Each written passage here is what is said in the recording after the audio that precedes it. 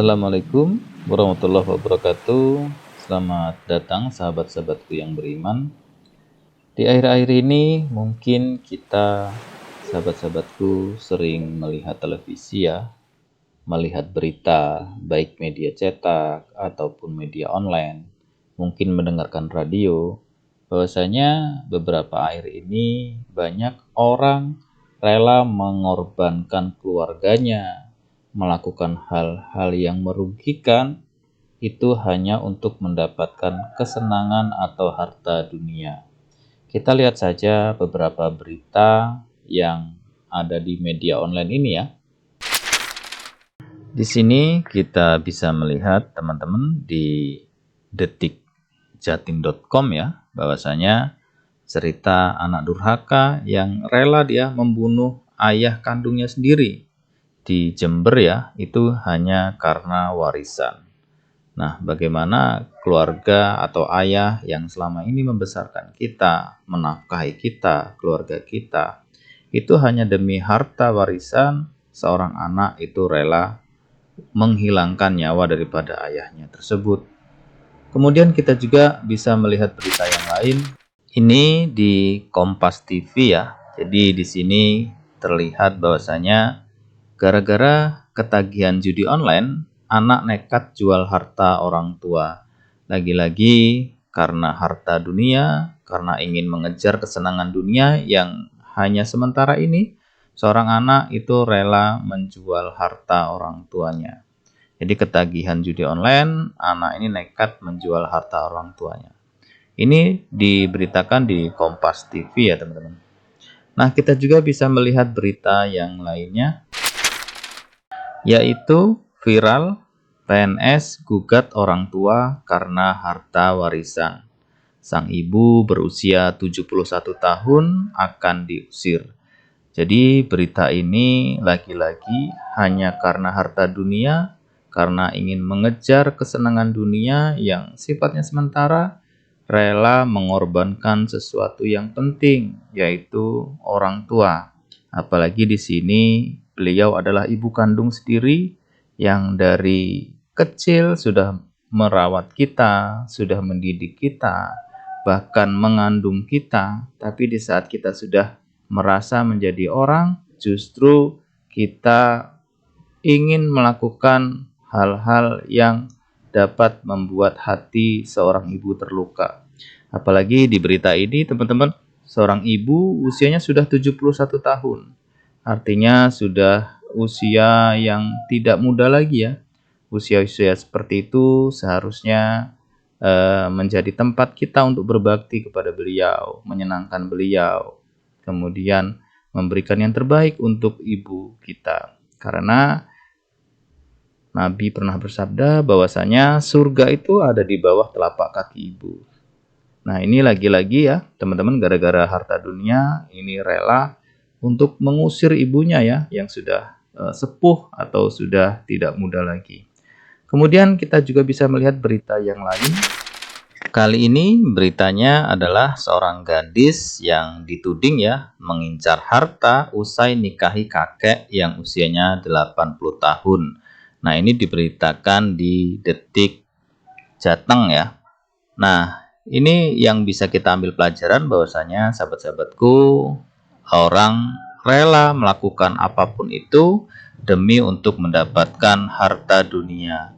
Jadi sekali lagi sama-sama untuk menjadi pengingat kita semua bahwasanya harta ini di dunia ini hanya sementara. Jadikan hartamu yang mengantarkanmu itu menuju ke kampung akhirat yang kekal selama-lamanya. Di sana kebahagiaan abadi, tidak seperti di dunia.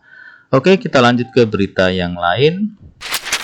Kali ini berita datang dari Liputan 6 ya. Jadi judul beritanya adalah demi uang tunjangan sepasang suami istri sembunyikan jenazah orang tuanya di dalam rumah selama 6 tahun. Jadi teman-teman, hal ini terjadi bukan di Indonesia ya. Ini terjadi di negara bagian Kansas, Amerika Serikat. Jadi sepasang suami istri itu menyembunyikan jenazah orang tuanya hanya demi rela untuk mengambil tunjangan pensiun orang tua tersebut gitu ya.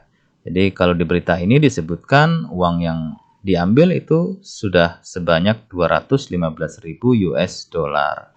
Jadi sekali lagi ini gara-gara ingin menguasai harta orang tuanya, ingin mendapatkan kesenangan dunia yang sementara ini, itu rela melakukan hal-hal yang mungkin di luar nalar gitu ya, yang tidak semestinya, yang tidak sewajarnya gitu. Nah, jadi teman-teman demikian ya beberapa berita, dan masih banyak lagi berita-berita lain yang mungkin serupa, yang hanya mengejar kesenangan dunia, mengumpulkan harta dunia, itu rela melakukan hal-hal yang dalam tanda kutip banyak dilarang oleh agama kita, dilarang oleh nabi kita, dan sudah diperingatkan bahwasanya kesenangan dunia ini sementara.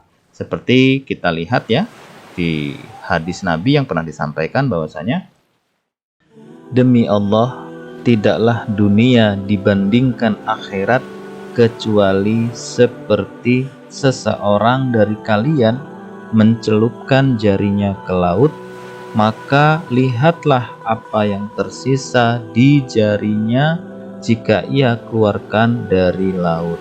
Hadis riwayat Muslim nomor 2868. Kemudian sahabat-sahabatku, di hadis yang lain juga disebutkan bahwasanya perumpamaan antara dunia dengan akhirat ibarat seseorang di antara kalian mencelupkan jarinya ke dalam lautan, maka hendaklah ia melihat apa yang menempel padanya. Lalu beliau memberi isyarat dengan jari telunjuknya. Hadis riwayat Ahmad.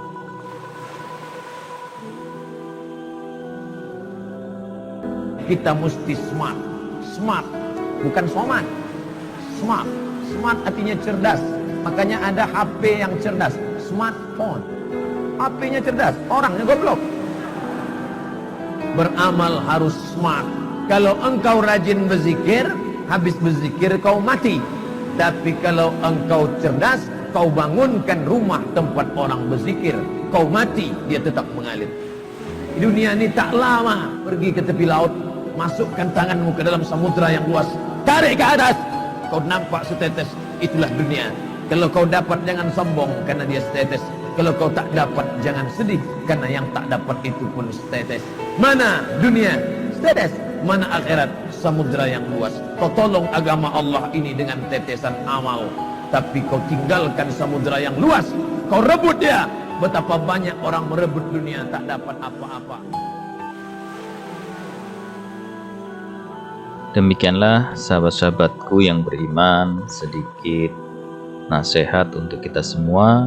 Mudah-mudahan yang sedikit ini bermanfaat, kemudian bisa menjadi asbab hidayah untuk kita semua, untuk selalu mengingat bahwasanya setelah kehidupan ada kematian. Dunia ini hanya sementara, kebahagiaannya sementara, kesedihannya pun sementara. Dan apabila teman-teman sering mengingat akhirat, maka insya Allah bisa meningkatkan keimanan dan ketakwaan kita kepada Allah Subhanahu wa Ta'ala. Dan akhirat itu selama-lamanya. Kebahagiaan menjadi abadi di sana, kemudian kesengsaraan menjadi abadi di sana. Jadilah manusia yang cerdas, yang mampu membedakan mana yang harusnya diperjuangkan, mana yang tidak. Kurang lebihnya saya mohon maaf. Billahi taufik wal hidayah. Wassalamualaikum warahmatullahi wabarakatuh. Salam.